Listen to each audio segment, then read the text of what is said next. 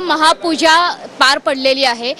काय मागणं मागितलंय, काय साकडं घातलंय पांडुरंगाकडे? तुम्ही तिसऱ्यांदा ही पूजा काय मागायचं? पांडुरंगाला माहिती आहे सगळं। मी नेहमी मागत असतो जनतेसाठी, बळीराजाला सुखी होऊ दे, त्याच्या जीवनात सुखाचे समृद्धीचे दिवस येऊ दे, चांगला पाऊस होऊ दे, चांगलं पीक येऊ दे, त्याची समृद्धी होऊ दे, आणि त्याचबरोबर या राज्यातली जनता सुखी होऊ दे। या राज्यातला प्रत्येक घटक, शेतकरी असेल, कष्टकरी, वारकरी, कामगार, माता भगिनी, माझे ज्येष्ठ युवा, सर्व क्षेत्रातले सर्व लोक, त्यांच्या जीवनामध्ये चांगले दिवस, सुखाचे, समाधानाचे, आनंदाचे पांडुरंगाने आणावे, एवढीच। सर, तुम्ही ऐन वारीमध्ये खूप चांगली मोठी घोषणा केली वारकऱ्यांसाठी, सोबतच लाडकी बहीण ही योजना आहेच, पण वारकरी पेन्शन योजना सुद्धा आहे, त्याबाबत काय सांगाल? ही अनोखी भेट देताय आषाढी एकादशी निमित्त। मुख्यमंत्री माझी लाडकी बहीण योजना सुरू केली आणि ती सर्व बहिणींना, माझ्या भगिनींना त्याचा लाभ होईल।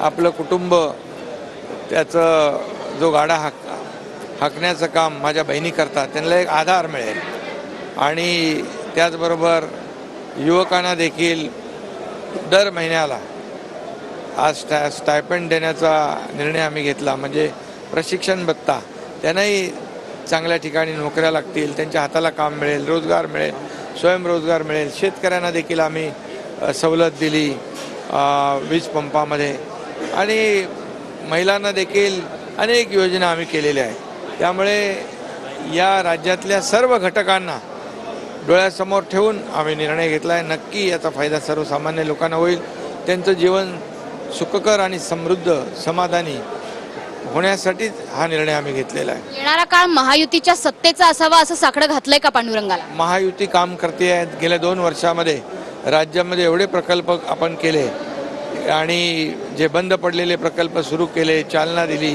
नवीन प्रकल्पांना सुरुवात केली। या राज्याचा सर्वांगीण विकास करण्याचं काम 2 वर्षात केलं।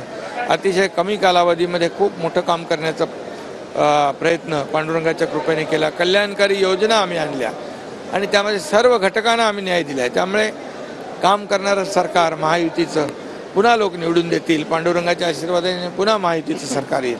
सर, शेवटचा प्रश्न, टोकन दर्शनासाठीची मागणी केली जाते, तुम्ही त्याबाबतची म्हणजे एक भेट तर वारकऱ्यांना दिली आहे पेन्शन रूपाने, ही दुसरी भेट पण टोकन दर्शनाची देणार आहात का? त्याच्याबद्दल मी बोलणार आहे आता। त्याच्यामुळे मुख्यमंत्री एकनाथ शिंदे यांनी दिलेल्या प्रतिक्रियेनुसार येणारा काळ हा महायुतीच्या सत्तेचाच असेल असा विश्वास त्यांनी व्यक्त केलेलाच आहे। तसंच साकडं सुद्धा पांडुरंगाच्या चरणी आपण घातलेलं आहे।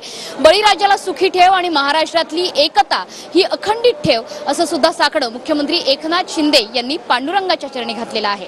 कॅमेरामन अभिजित सह मनश्री पाठक, TV9 मराठी, पंढरपूर।